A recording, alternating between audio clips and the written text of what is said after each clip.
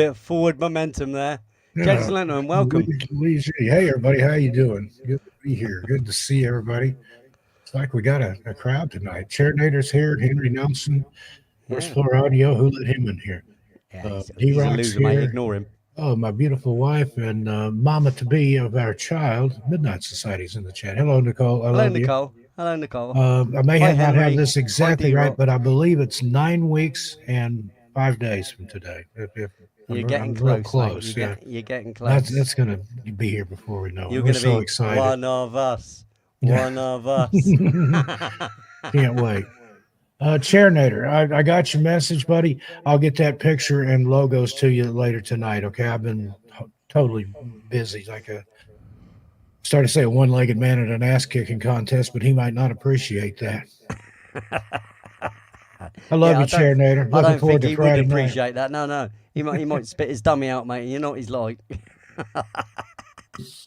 He's gonna be like, "Shut up, Lee." Anyway, John yeah, Keller, Connecticut's Most Wanted, is in the yeah, house. yeah. I just see old John here as well. Yeah.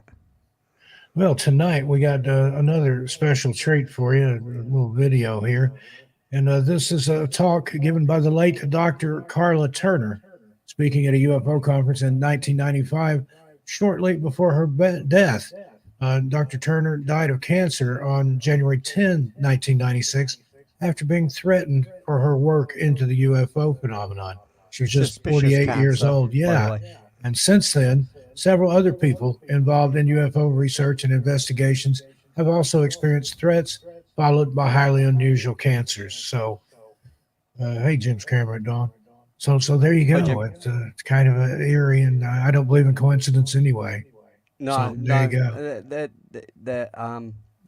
It seems very, very strange. You know. You get too close to the truth, you end up sleeping with the fishes, Well, how many or people have worse. done that? How many people has that There's a happened to? lot. The same There's as a we were lot. talking about the hydrogen engines.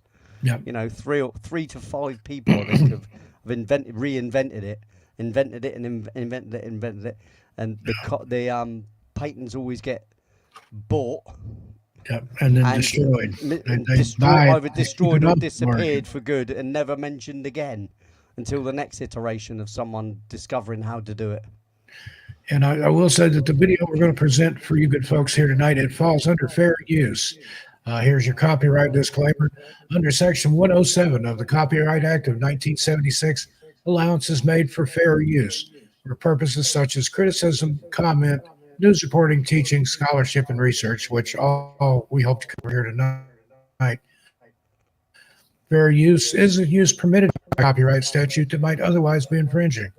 Nonprofit, educational, or personal use tips the balance in favor of fair use.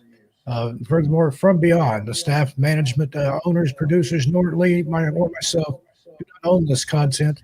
All credit goes to its rightful owner. No copyright infringement is intended. Thank you. Wonderfully done, sir. Well done, well Yeah, done. tripped a couple of times there. I was kind of Yeah, freewheeling, took part of it. yeah. That's the coffee that does that. The Dunkin' Donuts coffee. New Englander, got to drink my dunks. I I've still j- drink Starbucks occasionally, but I love I've dunk. just got my normal stuff that I prepared in the lavatory earlier. He drinks his own urine, ladies and gentlemen. But don't drink it more than twice. The third Oh time. no, I only filter it 3 times, mate. 3 times the max, you know. Hey, Ben, the York Shore and Hey Gophonian. Ben, how you doing? Good to see you. So, Lee, what have you been up to lately? Well, I tell you what, not a great deal, but I say not a great deal. I've been managing my garden and my pool and having a barbecue here and there and stuff. You know, I took the car to the car wash. That sort of malarkey. You know, mowed the lawn, the little bit of lawn at the front that I've got. That I'm going time to of be year. putting up a fence in the front garden on Yeah. Saturday. That'll be fun. Yeah, you probably have to fence that pool off, don't you? Otherwise, it's an attractive hazard and a liability if some other people get in there and No, because get in it's trouble. above ground anyway. It's not dug into the ground. It's above ground. I've got a big ladder to it as well, and the ladder you can unclip and put the ladder up so no one can climb There into you it. go. So yeah, I Yeah, bought a heater for it, but it kept tripping out. It kept tripping my electrics out. The heater. yeah, yeah. So The I'm gonna have to electricity run it and on a wiring, separate that makes system. me nervous. Yeah, yeah. It does make me a little bit nervous, but you know they're designed to have water run through them, so you know. Yeah. So am I. Yeah. I'll Well, have we to. are 90% ish water. You know, And we are liquid. Anyway, are we gonna? I remember once back in the 80s, I had to go to the bathroom really bad. And there was somebody in the men's room, and I just could not get in there, but it was mission critical. So I went in the ladies' room, and I'm standing there doing my business. And the janitor walks in, and she said, "Excuse me, sir, this is for ladies only." And I said, "Yeah, so's this, but every now and then I have to run a little water through it." But it was actually, I took that from a movie called My Favorite Year, but I love that story. Anyway, we'll go ahead and get started here let's get it on. with, I say, let's get it on. The Marvin Let's Gaye get it song. Don't on. get us a copyright. It's party time. No, I'm not gonna sing it. Don't worry. And Saturday night, somebody wanted to know if I'd do karaoke over on your show. I've got one that's pre-recorded. I'll send it to you. If you want to play it, fine. If you don't, fine. But there's people going to show up to hear it. I'm not going to do Karaoke. it live. But Karaoke. I've got a couple of pre-recorded things I'm going to send you. If you don't want to play them, it's entirely up to you. It's your show. Right. Okay. Okay. All right. Just thought I'd spring it. I guess I should have I'll asked we'll for. have to have a chat with you about that. I think after this. Better show, to mate. beg for forgiveness than to ask for permission in cases Yeah, like I this. think that was that's what it sounded like to me, mate. It's like have this, and I'm very sorry. Now don't do it again. Yes, Father. All right. I think we've said hi to everybody. Let's go ahead and roll this beautiful bean footage. And again, this is Dr. Karla Turner speaking at a UFO conference in 1995, shortly before her death under mysterious circumstances, somewhat. Dun dun dun. On Here we go. From Beyond.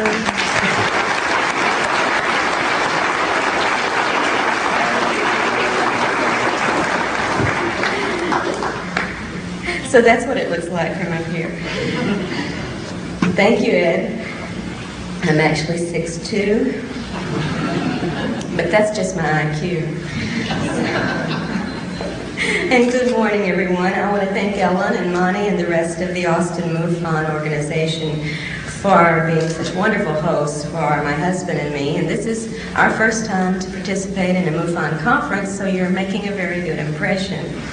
I am very pleased to be able to speak with you today, especially as the first speaker, because after this I can really relax and enjoy the rest of the conference. The topic of my presentation is the alien human abduction agenda, and I think it's such an important one I'm ready just to jump right in, but I think there are a few of you who may wonder who I am and why I'm up here, so perhaps I ought to introduce myself. I'm an abductee. And I use that term because I have been forcibly taken and controlled by non-human entities, which makes this an alien abductee situation. Now, some of you may know about the experiences my family and I have endured. I've recorded those in Into the Fringe, which Berkeley published in 1992. And it focuses most intensely on the period from 1987 through 1990, when we were forced to become consciously aware of the alien encounters that we've been having ever since childhood. And it also relates much of what we learned about earlier encounters through a lengthy investigation in conjunction with the researcher Barbara Bartlett. But I did have a life before Fringe that was very happy, very fulfilling, and I think reasonably normal considering the fact that I came of age in the 1960s and the hippie generation. I do have a provocative little theory about the relationship of the hippie generation to the abduction phenomenon, but I think that's going to have to wait for another presentation. In my 20s, I traveled around the world, and yes, I did it with a backpack. I married, I had a son, and I managed to earn a couple of degrees along the way. I got a bachelor's in English from California State University in Sacramento. And I received and I know this sounds a little strange, but I received a master's in American Studies from the University in Nottingham, England. they have a different view. It was a very unusual course. In my 30s, I settled down a little bit more, and I continued to raise my son. I also managed to earn a PhD in English while teaching college for 12 years.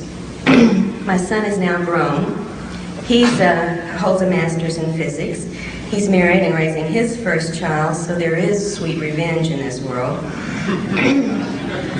My husband and I was divorced and remarried in the late 1970s. My husband and I have moved in the last 3 years to rural Arkansas, where we live deep in the woods on a mountainside near the Arkansas River. And outside of ufology, which for me is anything but a hobby, I do have other interests and activities. I love visiting with my grandchild.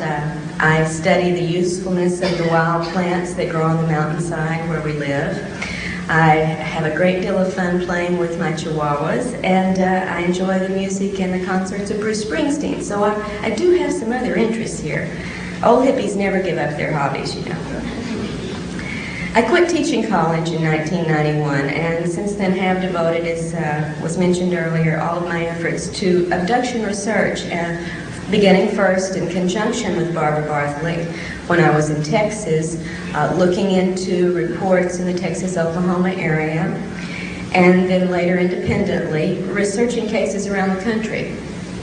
My most recent work is reported in the new book, Taken, that was referred to also earlier, that was published this past April by Keltworks.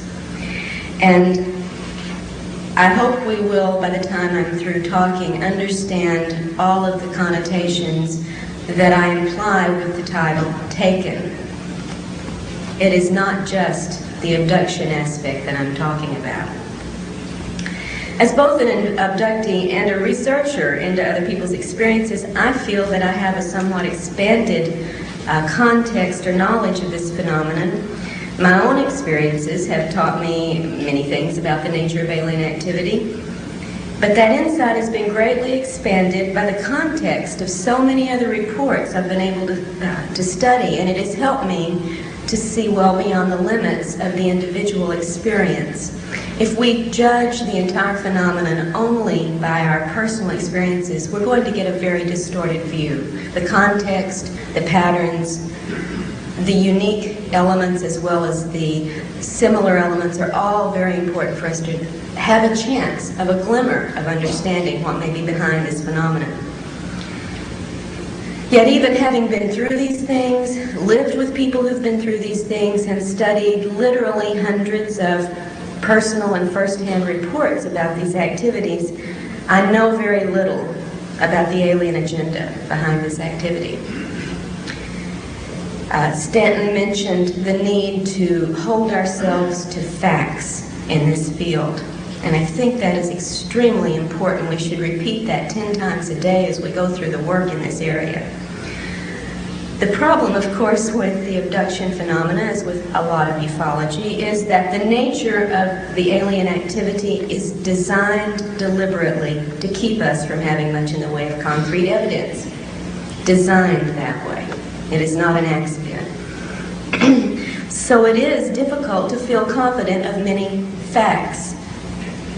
The dictionary defines facts as things and ideas which are demonstrably existent, objectively verified, and known to be certain.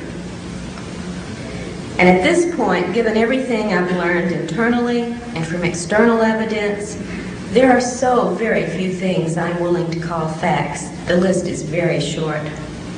So today, instead of regaling or educating or entertaining you with abduction case reports and photos of the body markings and the drawings of the spacecraft and aliens, which I have done and could do, I would prefer to take this opportunity of perspective, which is of course the theme of this MUFON symposium, to share with you my list of facts and then try to take you beyond the fringe of this phenomenon and into the heart of the abduction scenario.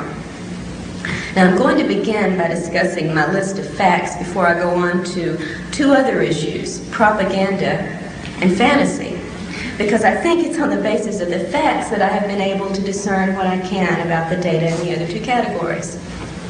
So So this will be a very short list. I hope you'll follow along with me. Facts. Fact number 1. We do not know with any certainty exactly what these entities may be. Extraterrestrial, interdimensional, terrestrial in origin, some combination of all of the above, something we have yet to even dream of. I'm going to use the term alien merely for convenience, and I am not implying that I believe they are from another planet. Now, certainly they may well be. We just don't know, and that's a fact. The aliens themselves have identified a number of different origins to various abductees and contactees throughout the years, but of course we humans have absolutely no way to check out any of the statements that they've made. Therefore, we cannot know these things, as the dictionary says about facts, to be certain, to be objectively verifiable. Fact number 2, and I'm stating this with all of the tact and diplomacy and self-control that I can, and those of you who know me know I have very little. At least some of the aliens are liars.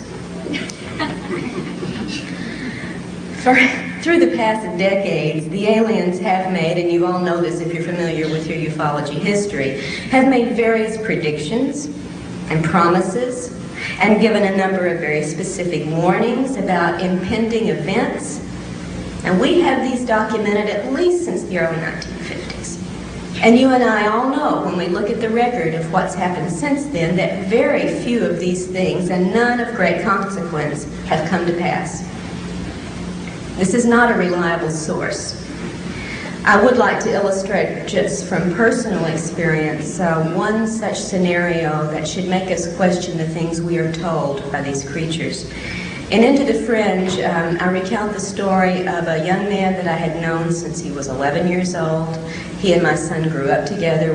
His family and I were close friends, and I have a great deal of confidence in who this person is and his personal integrity. He went through an intense series of encounters and abductions, as we all were doing in this particular group during 1987 and 88 and 89. And one of the entities with whom he had repeated, almost regular contact was an entity who described itself as an interdimensional being, stating that its group was 10th dimensional and knew about the 11th, the way we know about the 4th dimension. This entity would appear in various physical guises during its encounters with James. Sometimes it would be a nebulous form, sometimes it would be a human-looking woman, but sometimes only her head, sometimes her head and her hands if there was something she wanted to show him. So it varied. At one point in an extraordinary weekend of events, which are recorded in detail in Fringe, James was compelled to go out of state to a particular area. He was at his grandparents' house and was abducted in the middle of the night and taken to a hill a few miles from there where this woman materialized in full form this time. All the body parts were there. At that time, she told him that within 5 years of that date, he and a few other people, including us and several others in the area, would be activated to perform our jobs, our tasks. That it didn't matter where we would be at that time, it didn't matter what we were doing or what we wanted, we would do our jobs. The woman told him he would know this was true because she was going to give him a series of predictions of events that would come to pass from this date through the 5-year period. And she began by telling him about a situation that was occurring right that moment several states away with people he knew, so he could check this out to see if it was true. He certainly did. We all checked it out, and it was exactly true. What the woman had told him going on in the other states actually had happened, was verifiable. Of course, this made of James a believer. James was a valedictorian in a private, prestigious school. He had a career ahead of him where the sky literally could have been the limit. But the woman had told him in 5 years, you will be turned on to do your job. It doesn't matter what you're doing or where you are. And you will know this is true by the things that occur. The first thing made such an impression that she was telling the truth that James's life was put completely on hold. He dropped out of college, he gave up his plans for a career, his personal relationships became irrelevant, and he thought, I've only got 5 years, I should party, I'll make enough delivering pizza on a part-time basis that I can do the things I need to do before they take me over. Of course, none of the rest of the events occurred, but his life was effectively altered to his detriment by the lies that he had been led to believe. And you know, the best way to get someone to believe a lie is to sandwich it between a few truths, which is what, of course, the woman did. The 5 years, by the way, ended in August of 1993, and we're all still doing what we want, where we want, and we're not doing our alien jobs. The aliens have given a number of stories to people throughout the years about who they are, where they're from. And we have a list, if you compile this, and at one point I think I tried to, a list of planet origins for these beings that include everything from the planet Lanacane to Banlon. They also have given us a variety of explanations as to why they're here and why they perform certain procedures. Often, however, these explanations are contradictory. And without going into a great deal of detail, I will point out just one example. I report on this in the book Taken. Several people, abductees, that I have personally worked with, have been shown cloned bodies aboard craft or in facilities. And we'll talk a little bit more about the details of these in a moment. Just for purposes of the deception and the lying capability, I will use this little story. Pat, who's one of the cases in my book, was shown a copy of her body that was in storage with a number of other human bodies. She was told it was for the resurrection. And if you know your Bibles, you know when the resurrection comes, we will all get new bodies. Pat was raised in a very simple Christian fundamentalist background. The aliens, throughout their encounters with Pat and her family, had used the religious symbolism to bond with the family and to instill confidence in them. They'd even had Jesus beam into the room at one point when the Greys were abducting the grandmother and say, "It's okay, they're with me." Pat was told that this body, this cloned copy, would be her new body for the resurrection, and this was extremely moving and religious for this woman. However, another woman, also reported on in the book, was shown a copy of her new body in an entirely different scenario, of course, and was told, in fact, if she didn't cooperate with the agenda the aliens had picked out for her, she could be replaced with that body and nobody'd ever notice the difference. And in a third case, we actually had that occur on a temporary basis. A woman was abducted on her way to work and shown on a viewing screen her clone going to work in her place, and nobody knew the difference. So, are these bodies for the resurrection, blessed by God himself, or are they threatened potential replacements? Aliens didn't get their stories quite straight in those cases. Fact number 3. In encounters, the human's perceptions are controlled, as are the human's conscious memories. Now, you're already very familiar, probably from the work of Hopkins and Jacobs and others, with the concept of screen memories, especially at the onset or at the conclusion of an abduction event, right? Someone may see a strange owl instead of the ET, or a little gray rabbit by the side of the car instead of an ET, or a beautiful deer, whatever. We're familiar with these screen events. What we may not be familiar with is the fact that the screen techniques go well beyond such temporary uses in the phenomenon. And we'll talk about that a little more later also. We're talking about control in fact number 3. It's also a fact that the perception of pain can be controlled and is controlled during these encounters with the particular abductees, as are feelings of physical pleasure, often sexual pleasure. And, of course, the human's emotions are also controlled during these encounters. The fact is, you are in control of these creatures during every encounter, to some degree, more or less, normally more. Fact number 4, false memories can overlay and disguise the actual events of an encounter. And even with regressive hypnosis, the abductee may recall false scenarios. I'm not talking false memory syndrome as so much has been ballyhooed lately in the press. That's not what I'm talking about. The abductee can recall false scenarios, even under regressive hypnosis, unless some effective method is used in the hypnotic process to help the abductee bypass implanted illusions. Some of you have heard me talk before. Remember an illustration of this concerning a woman named Joy, who in the 1970s had an encounter, a missing time and relocation episode in California. Was driving in one town, 2 hours later she's in another town, has no idea how she's gotten there. She's crying, she's in hysterics, and she feels totally abandoned and betrayed.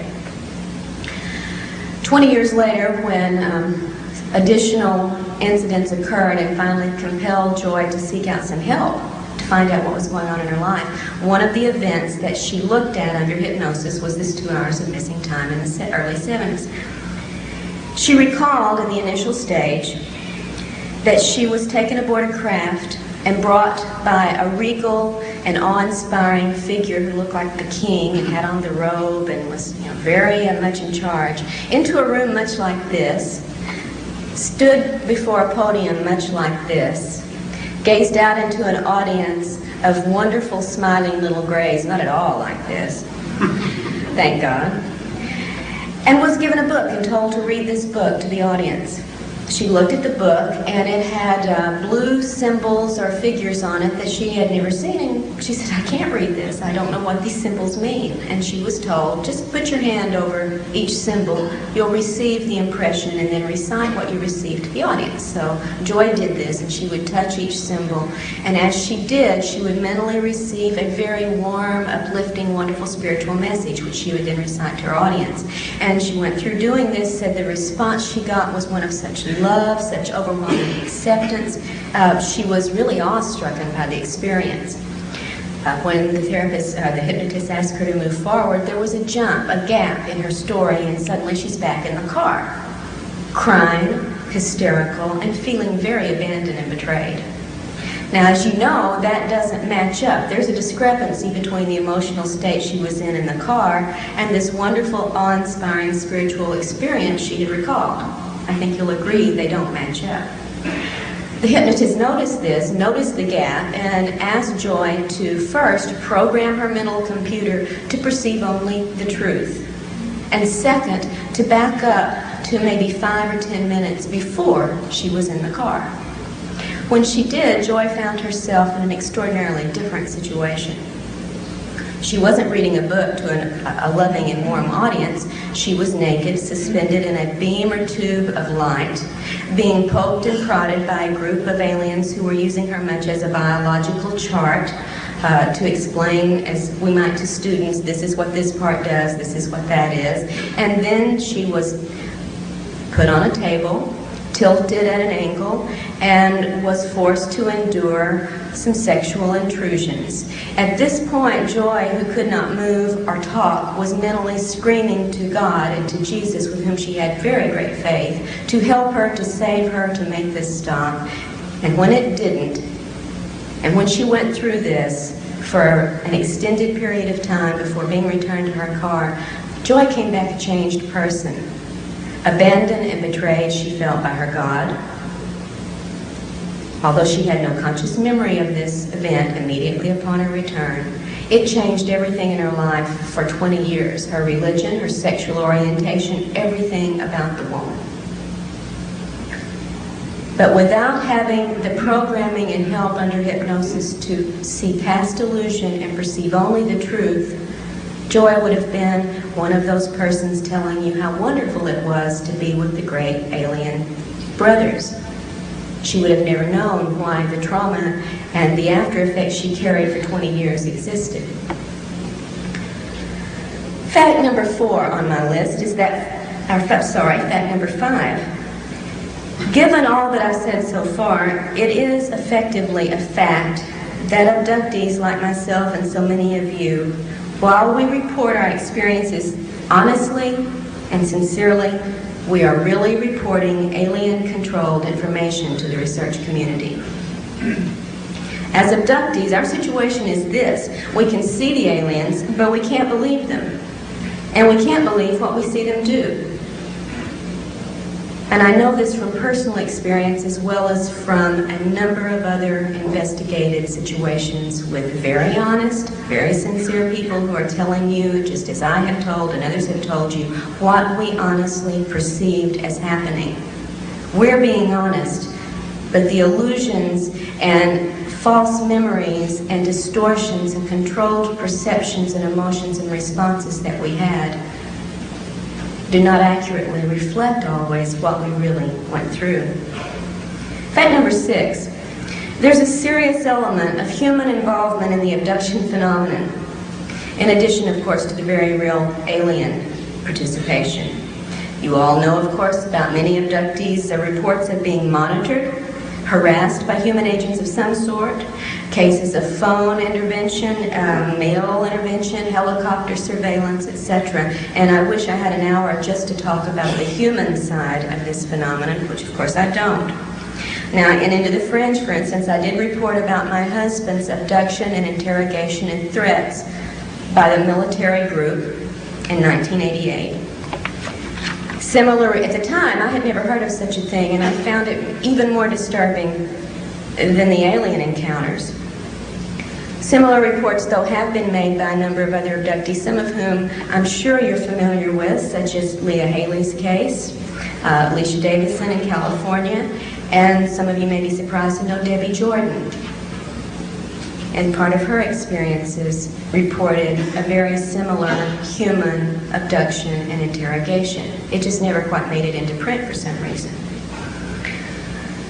In Taken, there are 4 more accounts of women whose lives have been intruded upon by what seems to be military human forces. And although I'm not at liberty, as so many of us aren't in this field of where confidentiality is everything, to present to you the hard evidence that we have been able to gather in some of these cases, I am convinced by the evidence that we do have in a number of these cases, it's not an alien illusion of military. We've got names, dates, places, bases.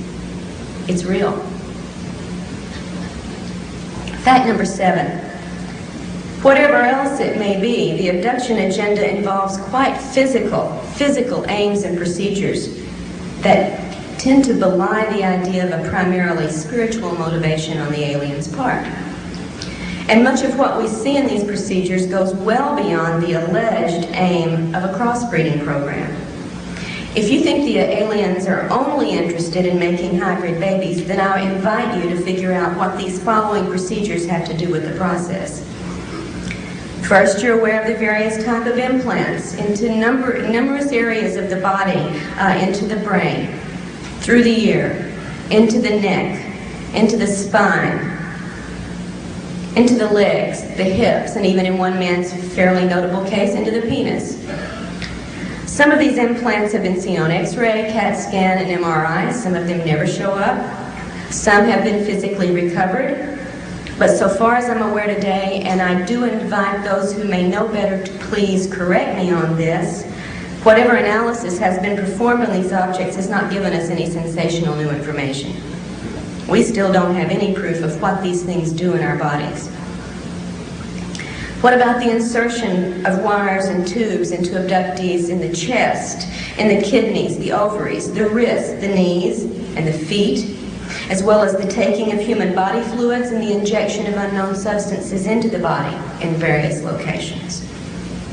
What about the brain operations, which in the statistics that I've been able to look at in a very general way without running them through the computer, seem to turn up as often, almost as often at least, as the reported taking of sperm and ova? In the cases reported, the individuals who've undergone or think they've undergone, because you always have to have that in the back of your mind, given illusion, who have undergone these experiences use almost identical terms in reporting what has happened to them. I felt like my head was opened up and my brain was taken out. What about the deliberate pain experiments meant to produce levels of pain in the abductees, apparently for the measurement, study, or pleasure of the aliens who are observing them? I reported on one of these with James, and Into the Fringe, he was put through an extraordinarily torturous and traumatic experience, having holes drilled in a row through the top of his head. He received an apology for this. Sorry, but we had to do it. But no explanation for why he had to do it. And most people are not given an explanation. What about the other bizarre tests and procedures that are reported time and time again? Abductees immersed in water or some liquid in which they're then forced to breathe the liquid. I think Hopkins and Jacobs have made this fairly well known to you. They now include it as one of the standard procedures. What does this have to do with crossbreeding? Are being forced to eat or drink unknown substances that then produce a variety of after effects on the abductees. Angie, reported on and taken, was given a bitter red liquid to drink, passed out immediately, and came to in a very passive, hypnotic state in which she then went through an interrogation with a number of people. Ted Rice, another case that I've been working on for a couple of years, as a child was given a pill to eat or swallow that then produced on the 10-year-old boy the effects of an aphrodisiac. What about being forced to engage in a variety of sexual, not reproductive, but sexual situations with alien beings, with human-looking figures, and with other abductees? Frequently, the alien sexual activities are reported to be carried out by reptoid-looking beings, but not always. We've got reports of gray sex, hybrid sex, and Nordic sex, among others. And as just as in one of Hopkins' recently reported scenarios, I think it was on television last year on sightings, I described and taken how Lisa, one of the abductees reported on here, was forced to have sex with another abductee in one of her encounters. It was an extremely poignant situation after the fact. The man told her, apologized to her, told her how sorry he was that he was being forced to do this to her. He said, "They've been taking me since childhood. I don't know how to stop it." And he gave her his full name. That's all he had in his control to do. What about the cloning? I mentioned this earlier. And I'm not talking about just the potential, and I think very evidentially supported idea that the little gray workers you're also familiar with, like the little guy down here on the floor, are cloned, produced, manufactured like, we do Fords, Chevys. Not just this kind of cloning of the same sort of creatures to go out and do the work, but also the cloning of human bodies, which, as I said, have been shown to abductees. Sometimes they match and are identical to the human in the situation. Sometimes they're just a bunch of identical bodies, inert, adult bodies. In one case, a man was taken to a facility in which he saw a room in which there were about 40 inert human bodies, 20 male, 20 female. The males were all identical to each other. The females were identical to each other, and they were beautiful, blonde, healthy specimens. What do these things have to do, is what I've asked you to think about, with the crossbreeding agenda? Fact number 8. All of the things that I've described to you so far are part of the aliens' physical aims and procedures. But that isn't all there is to their motivations. The agenda also involves the long-term psychological programming of the abductee. It targets, among other concepts, our social and personal relationships, our sexuality, our political ideas, and our religious and spiritual concerns.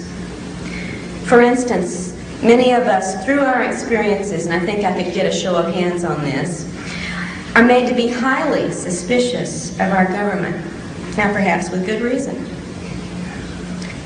And in general, we become less trusting and intimate with people outside of this field, and very paranoid often of people within this field. As one of the women in the book, Jane, in Taken, has said, the aliens had fostered in her mind a mistrust of the government. Certainly it has changed most abductees' spiritual concerns and social agenda. With Pat, also reported on and taken, the aliens, as I mentioned earlier, used a religious approach in their contacts with her, telling her very early on that they were angels, but, as they said, not as you've been taught. And they even had Jesus, as I said, appear in her bedroom to give us okay for a subsequent multiple family abduction event that occurred that night. Pat told me about this as her brother and sister who also remembered the event, and said that Jesus had blonde hair and blue eyes and was very beautiful and wonderful.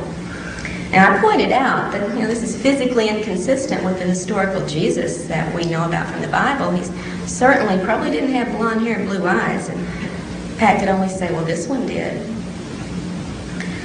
On socio-political terms, abductees often find themselves obsessively interested in ecology, animal rights, globalism, but I've yet to see the really hard evidence other than the ecological side of this, that this is a result of alien programming, our response, a human response to our own experiences, which tend, when one goes through trauma, to make one much more empathetic to others going through trauma.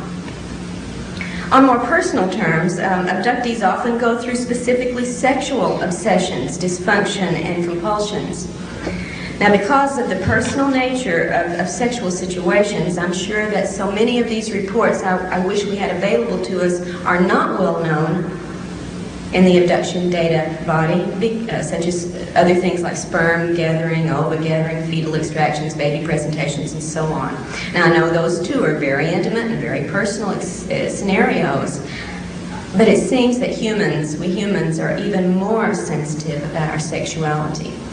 And if you've ever known someone who's had a sexual assault, no matter how traumatic, unwelcome, intrusive, and criminal the event may have been, the person tends to carry, without a lot of help to get over it, a sense of shame and responsibility.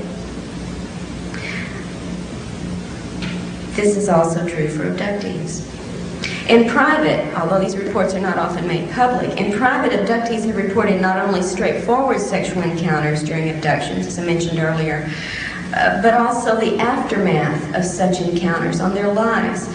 You might be surprised, and again you might not be, to know how many abductees report obsessions or compulsive masturbation after their experiences that they do not have control over. Overwhelming sexual appetites. Conversely, the loss of all sexual appetite or the fear of sex, as well as sexual obsessions with people the abductees normally would never be attracted to. Fact number 9. With their advanced technology, the aliens can create virtual reality scenarios that are usually absolutely real to the perceptions of the targeted abductee. Now, such capabilities have often been theorized and hypothesized and discussed in this field, but for me, they were confirmed in an extraordinary case, multiple case, that I have helped research for the last couple of years, involving an abductee named Ted Rice. This is the one story I do intend to tell in detail before going on. In the early 1990s, Ted was in Florida visiting an old friend named Marie, and she had also invited a third friend, a woman named Frances, as a house guest. Ted was in one room. Marie and Frances went to bed in twin beds in the other room. Shortly after going to bed, Ted heard his hostess Marie screaming, "Ted, come here quick." And he hopped up out of bed, ran down the hallway, and as he approached the other bedroom, he could see a blue glow coming through the open bedroom doorway. When he walked inside, he saw a very strange situation. His host, Marie, was pinned as far away, up against the wall, as far away from the bed area as she could, staring fixed at one of the twin beds in which Frances was still lying. The bed was surrounded by a large, spherical, blue energy field of some sort through which little lights seemed to dart and move. Frances was raised in a slightly raised position just as she had been starting to sit up in the bed and had been paralyzed in that position. Ted and Marie yelled at her, "Are you in pain? Can we help you? What's wrong?" She could barely hear them, and when she did answer them, they could barely hear her, and this is in a small bedroom. She, for several minutes, they observed, was carrying on a conversation with the ceiling. And then a few minutes later, she was carrying on a conversation with the foot of her bed. A few more minutes passed, and the sphere of electrical energy disappeared, and Marie was able to move, Frances was able to move again. When she sat up, she told them what she had been experiencing. It had begun, she said, hearing the sound of a helicopter low over the house. And in fact, she had turned to her hostess, Marie, and said, "What's a helicopter doing over the house this low, this time of night?" Marie said, "What helicopter? I don't hear anything. You're dreaming. Go back to sleep." Frances said, "No, don't you hear that helicopter?" At that point, she had started to sit up. That's when the blue sphere of energy had coalesced around the bed. Frances told them after this was over that it had seemed as if the ceiling dissolved or disappeared, and I've heard this over and over and over again, and she could see through the ceiling up to the trees above the house where there was a strange crash. She had thought it was a copter when she heard the sound, but as she looked up, it was not like any copter she had ever seen. And within this were two alien creatures, which she described in physical detail, with which she carried on a conversation for several minutes. And then she said they came out of the craft and beamed down to the foot of the bed. Didn't you see them? And where she carried on another few minutes of conversation. When the sphere disappeared, so did the aliens, so did the invisible ceiling, and so did the strange craft. Frances had not been able to see the blue sphere of light around the bed. All she had seen was a craft, heard noises, had a conversation with two alien entities. Marie and Ted, who were outside of this field watching this, saw and heard only the blue sphere. If they had not been in the room to observe this, Frances would have believed with all sincerity that she had had exactly the encounter she thought she had, but she didn't. Fact number 10, and this is the last on my short list of facts. It is a fact that the aliens show a mysterious interest in the human soul. And I say mysterious because of the kinds of things they do and say concerning it. Now, this part of the phenomenon is so rarely discussed in public that I don't think we really have a good pool of data to proceed on a serious discussion, but I'd like to bring it up because it is a fact that the interest is there and mysterious, and we should be concerned about it. There are a number of intriguing reports that we could start with. For instance, a young girl who the aliens asked if they could borrow her soul. Two different abductees, totally different, totally isolated from each other. It happened to both come from the St. Louis area, both shown at the age of 5, a gigantic metallic spherical object somewhere in space, and we're told in essence it was the Soul Recycling Center. Reports of abductees who recall apparent past lives in which they've inhabited alien bodies with their souls.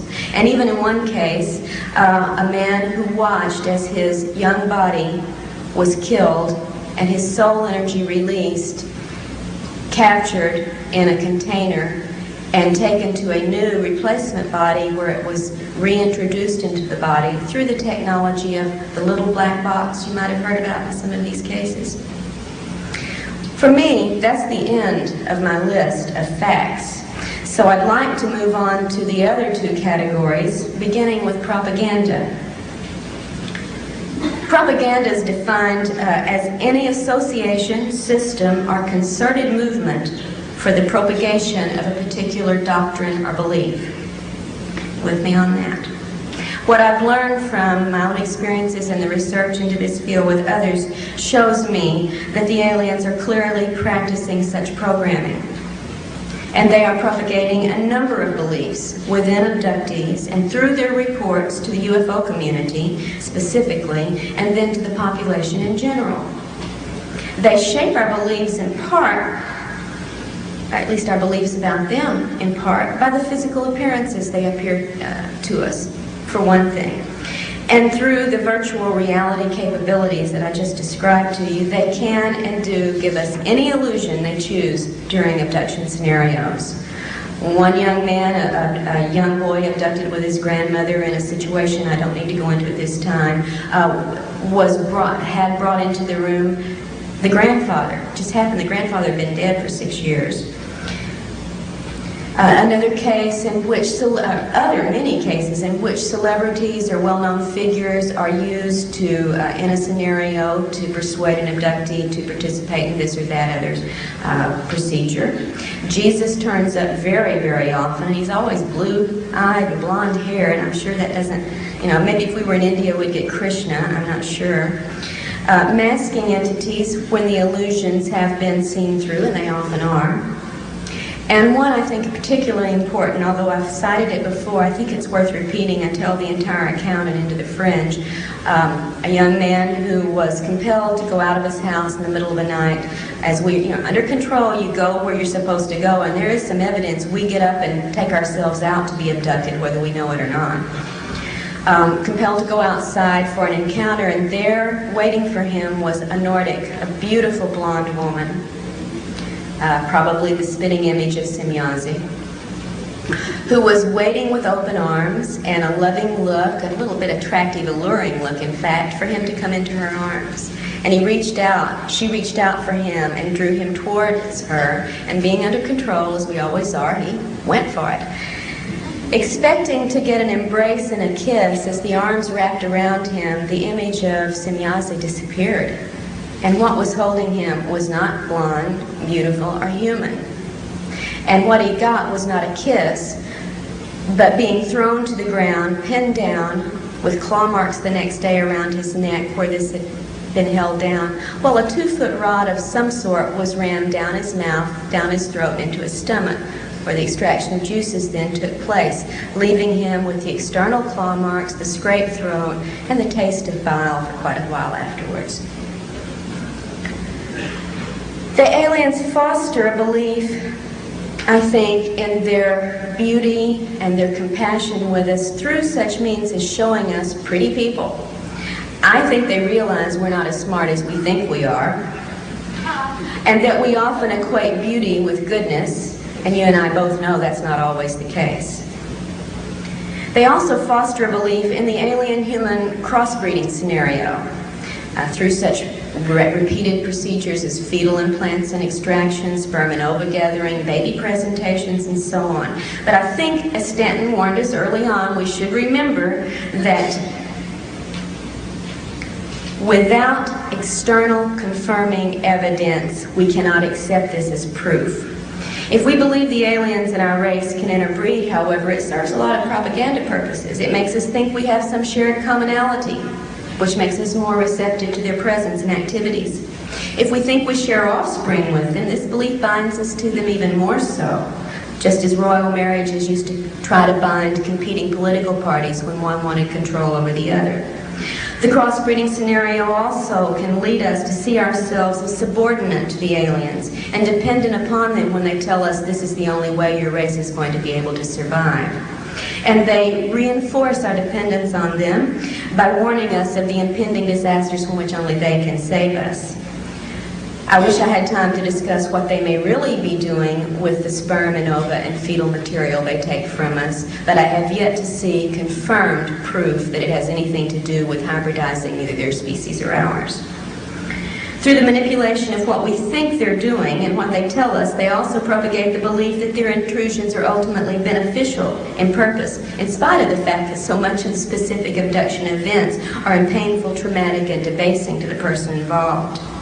We have many well-known accounts, abduction accounts, or should I say contact accounts, in which a person has been given a very positive, spiritual experience, sometimes with physical healing or expanded intelligence, psychic abilities, and these abductees feel very compelled to go out and tell you about their situations and proclaim that the spiritual benevolence of the aliens is all there is to it. And such reports can almost make you forget about the numerous other reports in which abductees experience great pain, suffering during their abductions, as well as severe, sometimes even fatal physical after effects and emotional distress afterwards. Some apologists for the aliens call such problems unfortunate but unavoidable, as if they were privy to the do's and don'ts of the alien conduct. But if inflicting pain or permanent damage can be controlled and avoided in certain cases, we can have and do have the right to ask why is it not extended to all abductees, which it certainly is not. Just real quickly, one case I reported in Taken, Beth, a Puerto Rican woman, abducted in the late 1970s along with some of her children and her husband, went through a series of very strange physical and spiritual events during this abduction. Afterwards, suffered with a persistent, weeks-long rash that no one could explain, severe nausea for days afterwards, headaches, blinding headaches, severe hair loss, and such damage to her eyes that she developed cataracts, and she was a very young woman. This called for surgery, of course, to remove the cataracts, and the surgeon found evidence that she had had previous eye surgery, which she, of course, had never had. We have reports over and over of diseases, distress, sometimes fatal situations following immediately upon abductions, as well as the wonderful healing cases that are out there. They do exist, but if they exist for one, why do they not exist for all? And I think we need to ask that. Propaganda techniques also include perpetrating good cop, bad cop situations, or good alien, bad alien situations. You know how many accounts tell of painful, traumatic events taking place during an abduction, and then they stop when the good alien enters, the friendly one, the protector who makes it all better and takes away the pain. Binds us to them, we've got a helper. Reminds me of what goes on in some of the abduction and hostage situations we've been familiar with over the years. These things tend to instill in the abductee a sense of awe, a sense of fear, a sense of vulnerability, and in a very, very strange way, a sense of bonding and identification through that protector alien figure, making us subordinate and vulnerable in our relations with them. The aliens start early in the abductee's life to instill notions that the abductee somehow belongs to the aliens, is alien property, sometimes telling children, as they told me, that they are their parents, that the human parents are not the real parents, that we are their possession. Aliens say they have the right to do the things they do to us. They never show us, however, the warrant for that right. They foster our belief in the crossbreeding agenda. And if all we had to go on was the data related to this, that would be a very acceptable theory. But I hope I've made clear to you by what I've presented heretofore, that's certainly not all there is to the phenomenon. In a handful of cases, well, I don't have time, we're coming to a limit here, abductees have even seen these wonderful hybrid fetuses that are supposedly going to either save their race or our race, depending on which alien you're talking to at the time, deliberately destroyed. In one case, blended up as we would do a milkshake, and when the woman, in great distress, protested this, was told in effect by the alien, don't get so excited, it wasn't really alive anyway, and don't worry, we won't waste any of the physical material. I wish I could go into a series of other reports along this line that bring block after block of evidence upon which to build the idea that we should not accept hybridizing and crossbreeding as the agenda. But again, time is of the essence. Programming also occurs with the sexual scenarios that are carried out, and again, without getting into the details, they are mostly reported by abductees to be invasive, unwelcome, and traumatic, having after effects on the sexuality of that person, sometimes for years afterwards. There are a lot of details we could discuss, maybe during question and answers we can. In general, alien propaganda seems designed to promote the superiority, the proprietary nature, and the benevolent status of the aliens, and the subordinate dependent position of humanity. To close, I'd like to talk very quickly about the issue of fantasy. Fantasy refers in some of its definitions to suppositions resting on no solid ground. And I think you can see already we've had alien fantasy perpetrated upon us in scenarios. I think more disturbing sometimes is the fact that there's come to be such a strong element of fantasy or fantastic thinking in the abduction research community, so that we've made the mistake of basing our theories and ideas and responses upon what is essentially alien-controlled reports from abductees that cannot be taken at face value, even by those of us who go through them.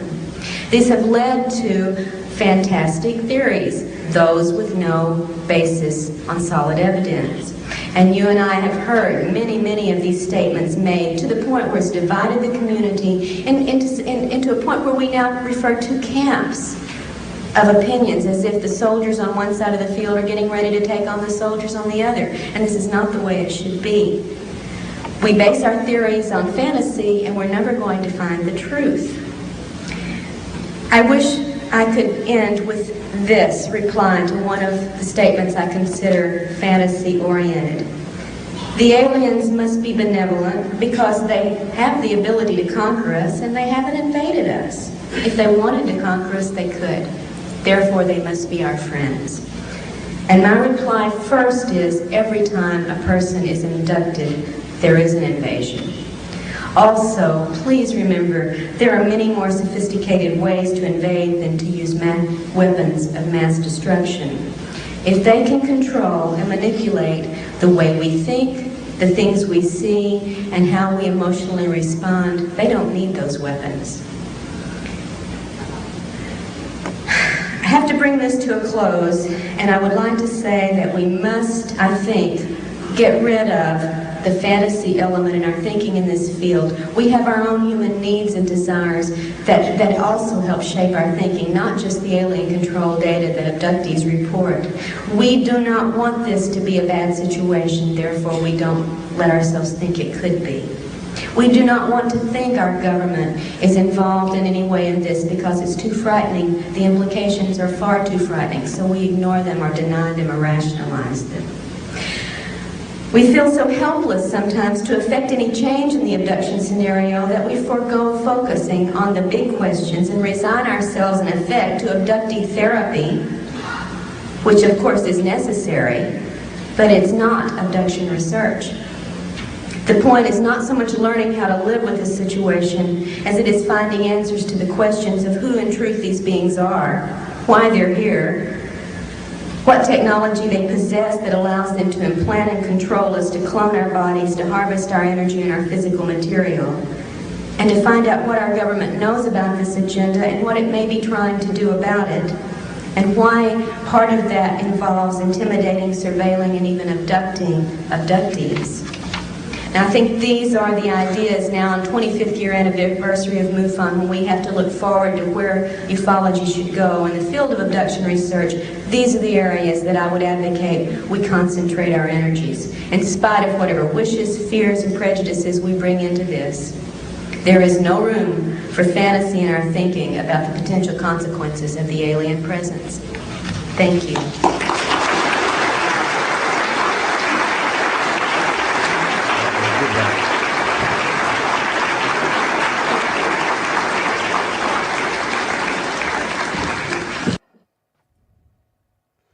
Yeah, that was a good one. Really? What do you think? Yeah, she was very articulate, very educated. Very articulate, and it was structured as well, so you could follow it, you know.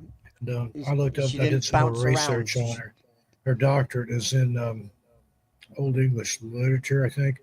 And then she knows how to put BA and MA put things together. Different kinds of English and literature. So she's definitely not a moron, that's for sure. And she's more articulate. What she was saying as well was one of the concepts of all we said. How, you know, I mean, ourselves, we knew about cloning back in the 80s, right? We cloned a sheep, right? Now, I've always said this. How do we know that clandestine groups, or even, you know, if they're meant to cloning a sheep, what else are they cloning that they're not? There you go. And why couldn't they, like, say if a politician or someone famous dies, but they still want that person, how do we know they don't clone them? Yeah, indeed. I want to clone him myself. I'll relax and send him out to work on all these videos and stuff. Yeah, have a clone of yourself, mate. Get in there and do me show for me, or I'm going to sit here and relax. But yeah, you know, I mean, and the whole idea of, you know, they're not telling the truth, that, you know, they're capable of lying. Well, I would have thought anything that has a logical brain and the ability to be able to manipulate its environment would also have the ability to be able to lie or be fake, you know. It's like I mean, you always hear the stories. You know, we're doing this for mankind because mankind's in trouble and all the rest of it, and we're going to help you save the. Yeah, right, okay. But the best way, like she said, to infiltrate and take down our peoples is by slow manipulation. Yeah. Like, I mean, look what China's doing. You know, with TikTok, just that alone has dumbed down the people. Analogy. You put a frog in boiling water, it'll jump out if it can. But if you put it in the water and slowly heat the water, put it in water and slowly boil it, they stay in there until they die. Yep. Yep. Yeah, it's exactly that. And I think, you know, if an alien race was to come here, they wouldn't come here and blow everybody up. What a waste of resources. Yeah, and that's the same as nuclear war. Nuclear war is just ridiculous. You know, that's why it's mad. Yeah, mutually assured destruction. Because nobody gets to gain anything. You know, and the idea of war really is to gain something. You know, be it land or resources or whatever. Like I said, and if this planet is so interesting and stuff, and obviously the water, I would have thought, would be the main thing. I wouldn't think much else would be of interest. I think water would be the thing. You know, everybody always thinks about other things like gold and whatever precious metals. That's because that's the he's gone. He'll be back in a sec. That's because that's our way of thinking, isn't it? You know. Our way of thinking is we deem precious, but how do we know they just don't find plant life? Yeah, you know, because we don't know scientifically what all the plants are capable of providing. You know, chemically. You know, pharmaceutical companies know a lot about these things, but they don't know everything, do they? But you know, maybe these things are resources to them, and not just the plant life. Us, say there's something in our blood that's useful to them. You know, there's no different, you know, than us keeping a like, for instance, we experiment mainly with flies and mice and things like that. How do you know we're not just part of that kind of thing? You know, like a big experimental dish.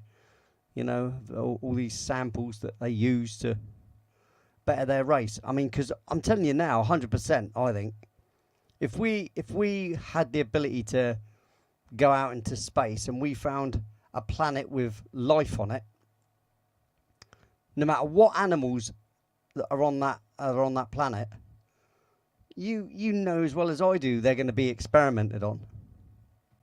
They're going to be tested, see if there's anything in there we could use, or you know, see if they've got any chemicals that could be used to help. I mean, basically life. You know, you know that's the thing, and so, and it's the same as tagging animals. We say about these implants put into people and that they were being taken out and stuff, but we do that to animals all the time. We capture lions and stuff like that and tag them, and then watch them go off back into the wild and follow them with a radar thing. And same with whales, so we do the same thing. You know. Yeah. The first question is, can we eat them? Do they taste good? Yeah. That would probably be a lot of it as well, wouldn't it? There we go. Sorry, my internet's playing up.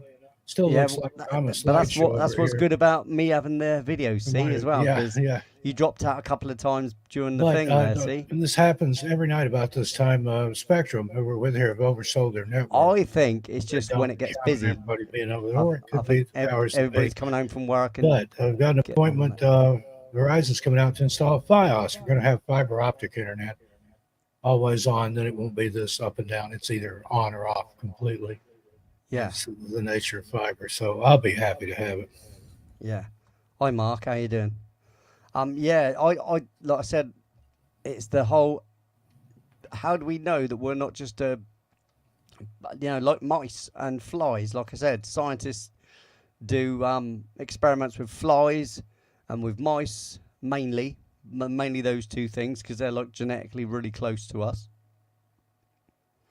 Yeah, you wouldn't think it, but a fly is like 1 degree off of human. It's really strange. Yeah, but that's why they And with use it. mice, they've been able to grow replacement people's body parts ears like on a their human backs and ear stuff. on the back of Yeah. a mouse, and then who knows what if they'll admit to doing that, who knows what they can actually do. Well, like I said, but what I'm saying is it's no different to us going out into space, right? Finding a planet that has life on it and experimenting on every single creature that's there. You know, to find out, like you said, whether there's properties in it we could use for food or chemicals that are good for drugs. All those kind of things, and also, to figure out how they ingest the environment, all those sort of things. There's many experiments that we would do. Exploit us the way we exploit things here on this planet. Exactly. And what would be We're the a difference resource. between and what would be the difference between an alien race coming here and tagging us? And like I said, like we do with animals, we tag dolphins and whales and stuff, and watch where they go around the sea, and then re-abduct them, to take blood or whatever. It would be no different, would it? But no, it's the same thing. Birds, we tag birds. Put the on the geese, either around the neck or around the foot. Around the foot, and they just, a goose or whatever, or any animal's tagged, probably can't get it off there. Whereas a human, we'd also work at, insignificant as well. But so it has to be implanted. Yeah, but we also find them insignificant as well. We don't remember their names, for instance, and we don't care what they do. We just, watch them migrate or whatever. You only know by the number. You'd fish, for instance, a whale or whatever. You'd get up close to it and take the tag off or whatever to read the data, and you wouldn't care about that. You do care about it, but not like on an individual, personal level.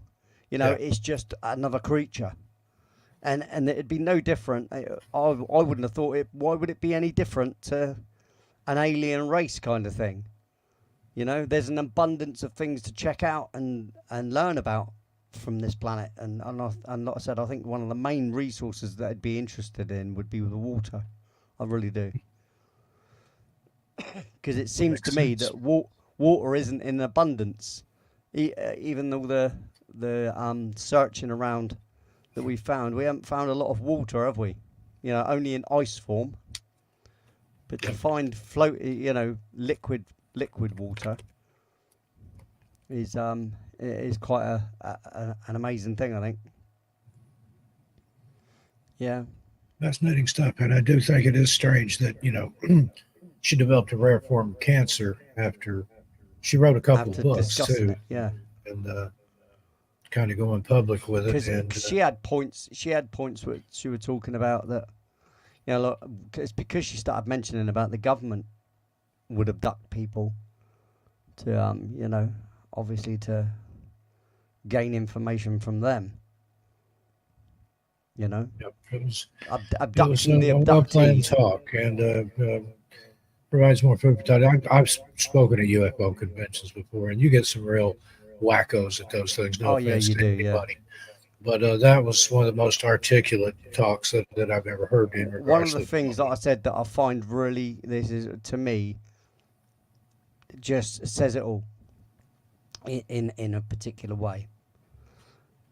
If there's no such thing as all this, and it's all just a big hoax and a load of and everybody's off their rocker and stuff like that, why do you need to abduct people that are saying they've been abducted so that you can gain information from them? Indeed. It's completely, if there's absolutely nothing to even worry about, why don't they just let everybody talk as much as they want about the subject? Mm-hmm. Why do people have to be defamed and, and threatened? They've been caught doing Men in that. black come round to their putting house. Agents of disinformation to go and spread discord and derision even among the UFO groups. There's a lot of Exactly. infighting So if there's nothing by to design it, to keep them away from the truth. yeah. So if there's nothing to it, why do they need to do all that? To me, it's a stamp of approval and it's a stamp of reality. You know, it's an admission. This is the only reason why I've kept interested in the subject for years, because people you know, are just it started spouting with the Roswell nonsense. thing. Why censor them? Let them talk their nonsense. Exactly. But If people it's that a get whole close load to of the truth, baloney, we'll all figure it out. You know, we'll figure it out eventually anyway, because nothing will happen from it or whatever. You know. But the whole subject of, like I said, if there's nothing to it, then why the hell would the government even care? Why would a secret body of people come to your door and threaten you that if you spoke about it, you know, it's a matter of national security? What do you mean national security? If it's nothing to even think about, why does it matter of national security? If it doesn't exist, how is it a threat to anything? Exactly. So it's a threat to nothing. So what you're telling us is because you're involved, it's an actual reality. So thanks very much for your honesty there. There's your problem. I mean, they're right stupid. As much as they're supposed to be the intelligence society, they're bloody stupid. You know, because that's the last thing you'd want to do is go around threatening people and say to people, yo, don't you ever talk about this. Well, hang on a minute. Well, it must be real then. No, it's not never real, happened. honestly. It's fake. It's all made up as a hoax, but don't breathe a word about it. Yeah, exactly. Yeah, it just doesn't make any sense whatsoever. Like I said, for smart people, they're stupid as they come. You know, because people like you and I wouldn't even question it otherwise. Right. You know, we're just average, everyday people. We wouldn't even question it if it was. And I think that's a lot of the attraction to it is because they try to silence people and try to quieten people. Yeah, so if there's that's what nothing makes to there see something here, to it. why make a big deal out of it? 100%. Well, I'm one of them people. If someone says don't look, I look. Yeah. And if someone constantly says, like, you know, like CNN does with he's evil, he's this, he's that, I'll go and have a look. Yeah. I want to see this. I want to see this evil. I want to know Always exactly what made you're it on a about. point to read every book I could that was on the banned books list. That there's something there they don't want you to see. They don't want you to know. They don't care about you. No, of course they don't. It's not about you. It's about their secrets that they have. Obviously, it's to try and, you know, it's like getting. You need to find one matchstick that has the end cut off of it, and they throw 1 billion matches up into the air. You know, of varying varieties, but there's only one match in that whole collection that you need to find. Yep. And that's what they've done for years, is just throw a load of crap up into the air and see what sticks. Oh, fascinating stuff. Indeed. Wrap it up It was a good for one. this edition of From Beyond. Yeah, I really enjoyed that. I wish, or maybe I will be able to find some more from Dr. Turner. So what do you got coming up, Lee? I know tomorrow night is Radio 1FA. Yeah, tomorrow night is Radio 1FA, back-to-back original tracks. It's a full pint, mate, not off. Indeed. I got some videos coming up. I don't know what or on what channel yet, but keep watching Tales Untold and Missing Persons Mysteries. So I'll put up part 3 of The Missing at the Fae over there today, talking about how the Celtic Fae religions and things, how that ties in. There's specific examples in history that ties in. It's all tied together, brother. Everything is connected.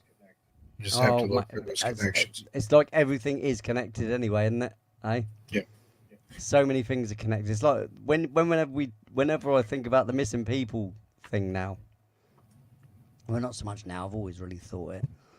With so many people going missing, there's got to be something more to it than just people going, you know, falling off a cliff or. Yeah, that happens, slipping. but you know, you think eventually you would find their body or their belt buckle or their shoe soles or something, and sometimes they do. And a lot of it is by misadventure and being ill prepared and overconfident. That'll kill you. But again, but then you get hundreds of thousands of people go missing each year, children mainly. Where do they go? Mhm. You know, no That's the remainder next of a thing. found. You know, either there's a mass grave somewhere, you know, Yeah, which I don't think there is. I think they've been used as. I think there is either. kids are taken because they can be manipulated and grown up to have a particular Yeah. mindset, and maybe then put back into society as weapons, or just used somewhere else. You know, maybe that's part of the alien agenda thing.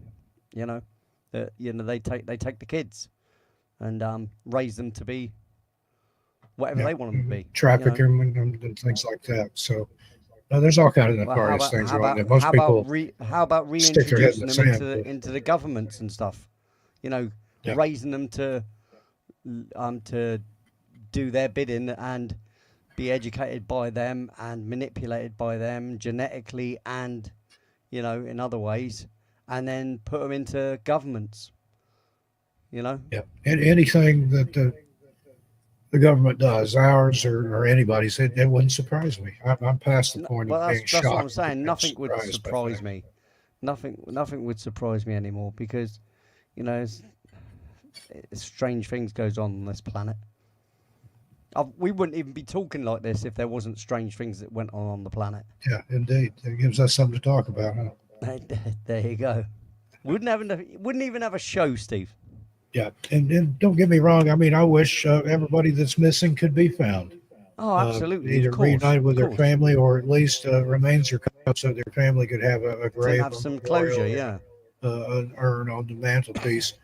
That have some closure there. That wouldn't bother me a bit. I'd go find something else to talk about. But in the meantime, I like keeping the names and faces out there.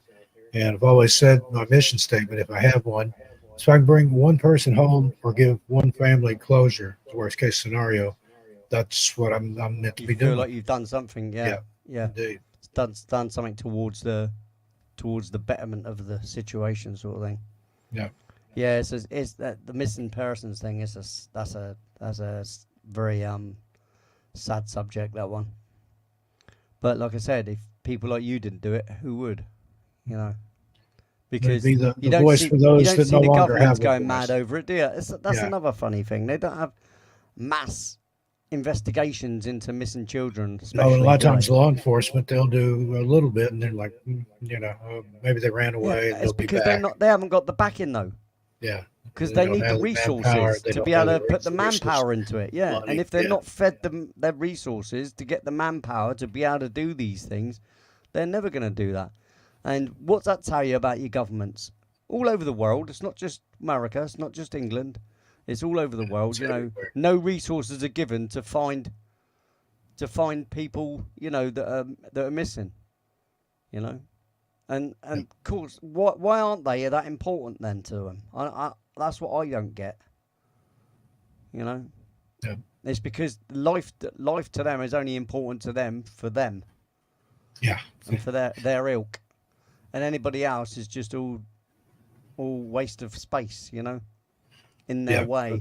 The use of their resources. Yep. Yeah. Anyway. All right, everybody. Well, we're going to go ahead and wrap it up for tonight. Thank you for being here. We'll see you here next week. Same bat time, same bat channel here on From Beyond. See you tomorrow night over on Lee's First Floor Audio or Radio 1FI. Have a good night, everybody. Night, everyone. Ta-da. Much love. God bless. See you later. Play us out, Lee. How'd you do it? Here it comes. I'm going to get over here. This interface is so clunky on here. Here we go. Good night, everybody. Night, everyone.